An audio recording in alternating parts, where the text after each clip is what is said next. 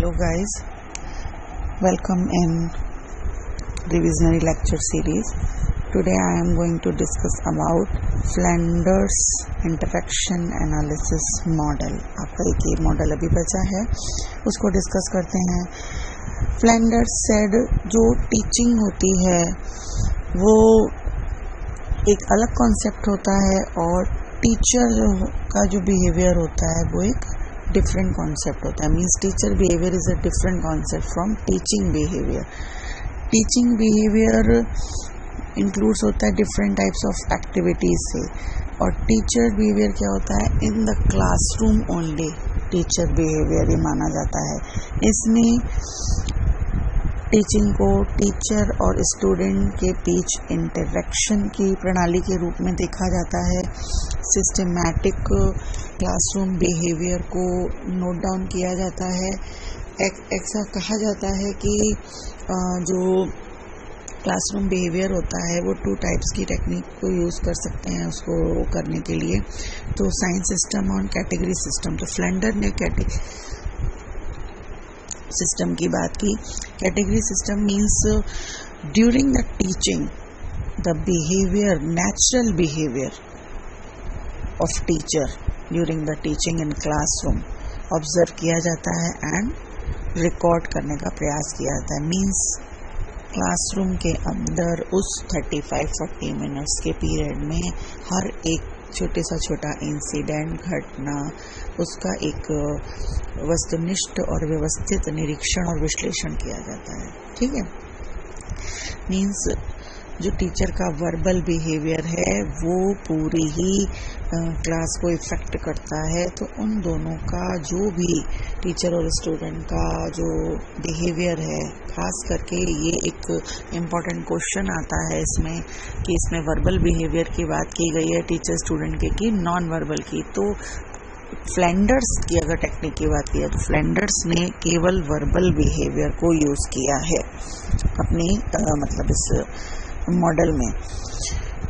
N.A. Flanders इनका पूरा नाम है. 1963 में इन्होंने कहा इस मॉडल को दिया. Classroom interaction analysis, Flanders interaction analysis system, क्योंकि इन्होंने सिस्टम की बात की, कैटेगरी सिस्टम की. शॉर्ट में इसको बोलते हैं FIAS या FIACS, Flanders interaction analysis category system. ठीक है. तो ये शॉर्ट में नाम भी हैं, कहीं कोई कंफ्यूजन नहीं होना चाहिए आपको. इन्होंने कहा कि जो क्लासरूम बिहेवियर है वो 10 कैटेगरीज में डिवाइड कर सकते हैं. इन्होंने 1 to 7 टीचर्स की जो एक्टिविटी या उनका बिहेवियर है उसको 10 में 7, 1 से 7 तक उसको रखा.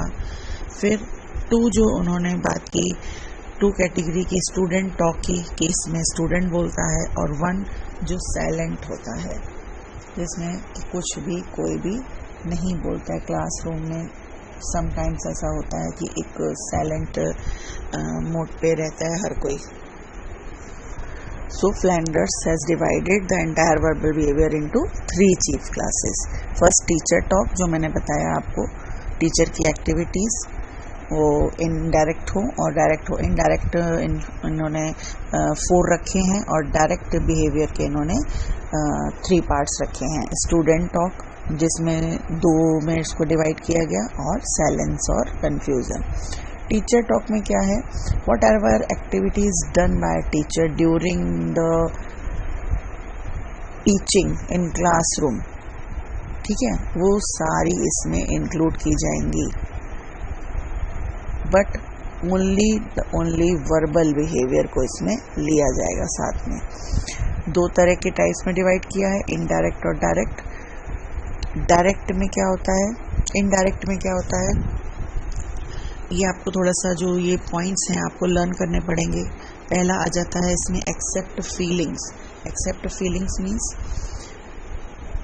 इमोशन और फीलिंग्स जो स्टूडेंट्स के होते हैं उसको एक्सेप्ट करना, और ये नेगेटिव भी हो सकते हैं, एक्सेप्टेबल भी हो सकते हैं, और कहना चाहिए कि प्रेडिक्शन टाइप भी हो सकते हैं, किसी भी तरह के हो सकते हैं, जो भी हो, स्टूडेंट्स की फीलिंग्स और इमोशंस को एक्सेप्ट करना। नेक्स्ट आ जाता है प्रेजेस और एनकरेजेस, प्रशंसा और प्रोत्साहन। मीन्स टाइम टू टाइम उनको अप्रिशिएट करना, उनको मोटिवेट करना, उनको रीइंफोर्स करना, जिससे वो जो छात्र है उसका जो स्ट्रेस है वो दूर हो सके, वो पढ़ाई में मन लगा सके, उसको मतलब शाबाश कह के, ब्रावो कह के, यू आर राइट, हाँ गुड बेटा आगे बताओ, इस तरीके से मतलब उसको एनकरेज करना, ठीक है, एज पर देयर एक्टिविटीज़, ठीक है। नेक्स्ट आ जाता है एक्सेप्ट और यूजेज स्टूडेंट आइडियाज़।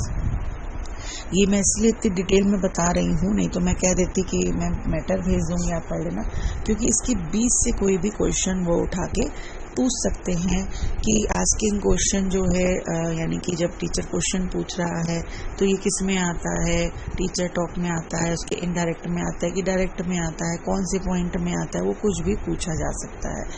तो एक्सेप्ट्स और यूजेज स्टूडेंट आइडिया, यानी कि जो छात्र बोल रहा है उसको एक्सेप्ट करना, उसकी कोई भी आइडिया वो दे रहा है तो उसको एक्सेप्ट करना, अप्रिशिएट करना। फोर्थ में आ जाता है आस्किंग क्वेश्चन, जब टीचर ने टीचिंग करी उससे रिलेटेड वो कोई भी क्वेश्चन या क्वायरी या कोई सूचना से संबंधित कंटेंट से रिलेटेड कुछ भी प्रश्न पूछता है, ठीक है। अब ये इसके 4 हो गए हमारे इनडायरेक्ट बिहेवियर। डायरेक्ट वाले क्या है, लेक्चर देना, जिसमें स्टूडेंट टीचर ही अपना एक मतलब एक अपना एक्सप्लेनेशन देता जाता है और मतलब लेक्चर दे रहा है किसी भी कंटेंट पे, ठीक है। उसके बाद गिविंग डायरेक्शन, बच्चों से कोई काम करा रहे हैं कुछ है तो उनको कुछ डायरेक्शन देने, कुछ इंस्ट्रक्शंस देने, ऐसा। फिर क्रिटिसाइजिंग और जस्टिफाइंग अथॉरिटी, ठीक है, to criticise student for effective behaviour change in students and show authority in order to curb any unsuitable behaviour. उनके बिहेवियर में मॉडिफिकेशन करने के लिए उनकी जो कुछ ऐसा बिहेवियर अच्छा नहीं किया है, जो एक्सेप्टेबल नहीं है, उसको थोड़ा सा क्रिटिसाइज करके उनको समझाया जाता है, यानी अनुचित बिहेवियर को रोकने का प्रयास किया जाता है, ठीक है।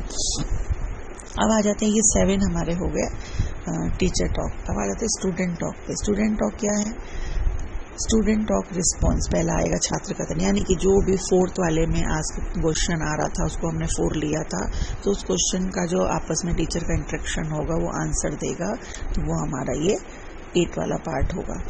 छात्र कथन पहल, कई बार ऐसा होता है कि उसको किसी चीज़ के लिए हम कोई क्वेश्चन करते हैं, कुछ करते हैं, तो वो स्टूडेंट्स हैंड रेज करते हैं या कुछ ऐसा बोलना चाहते हैं, तो वो मतलब पहल करना चाहते हैं, हम उसको बुलाते हैं कि पहले ये आया, पहले ये आया, कि छात्र बोलना चाहता है तो नहीं बोलना चाहता, तो एक इनिशिएशन होता है, ठीक है।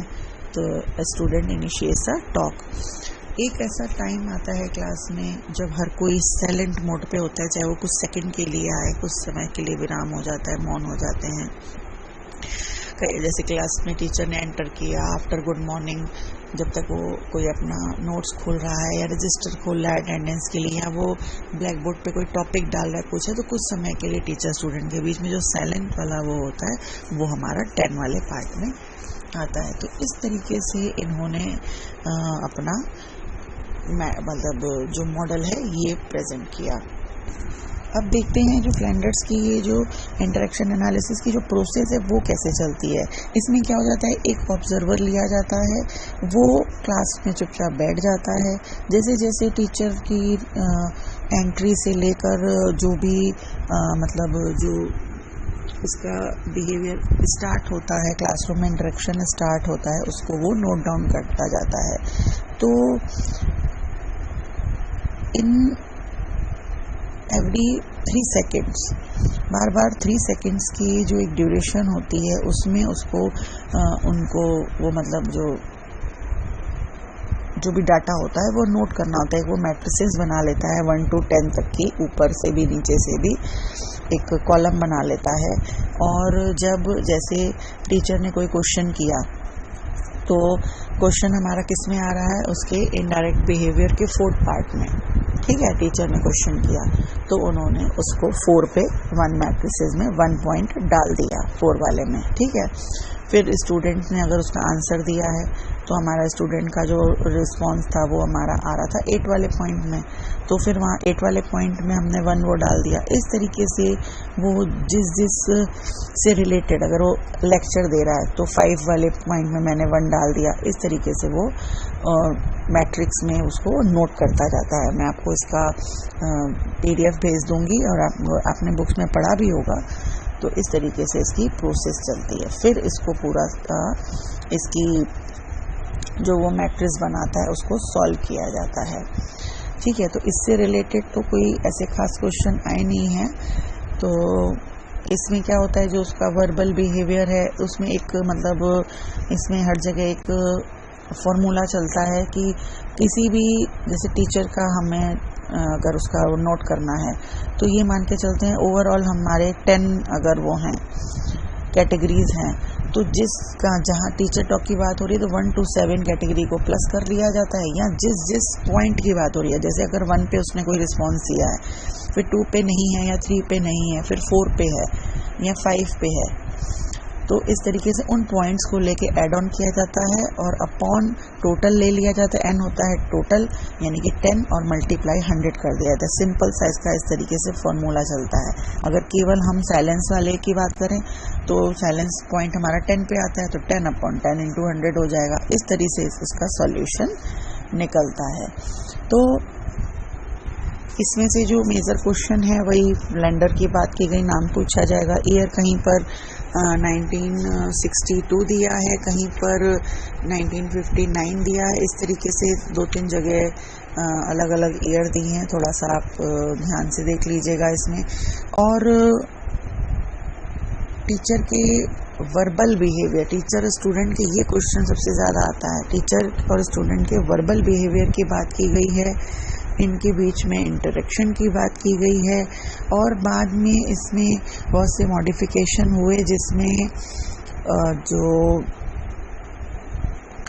ग्लोबे हैं, ओवर हैं, इन्होंने मतलब जो चार्ल्स एम ग्लोबे हैं, इन्होंने 1969 में कहा कि क्लासरूम का जो बिहेवियर होता है वो वर्बल और नॉन वर्बल दोनों ही होता है, दोनों तरह से मापना चाहिए। तो उन्होंने फिर इसमें वर्बल और नॉन वर्बल दोनों की ही बात की।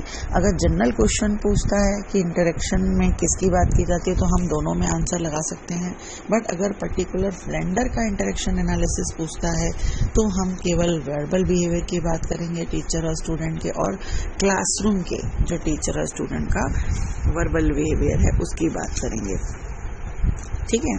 तो ये इस आपका है फ्लैंडर्स इंटरेक्शन एनालिसिस में, जिसमें टीचर का अगर टॉक पूछा जाता है तो 1 to 7 तक होता है, इनडायरेक्ट और डायरेक्ट मिला के इनडायरेक्ट में 4, डायरेक्ट में 3, स्टूडेंट टॉक में 2 आ जाते हैं, साइलेंस में 1 आ जाता है। तो इसमें अगर कुछ 1-2 बार नंबरिंग भी पूछी गई है 1 to 7 और ये टीचर टॉक का कितना आता है तो ये भी आप इजी गोइंग लिख सकते हैं। थोड़ा सा इसमें आपको लर्निंग पार्ट है, लर्न करना पड़ेगा।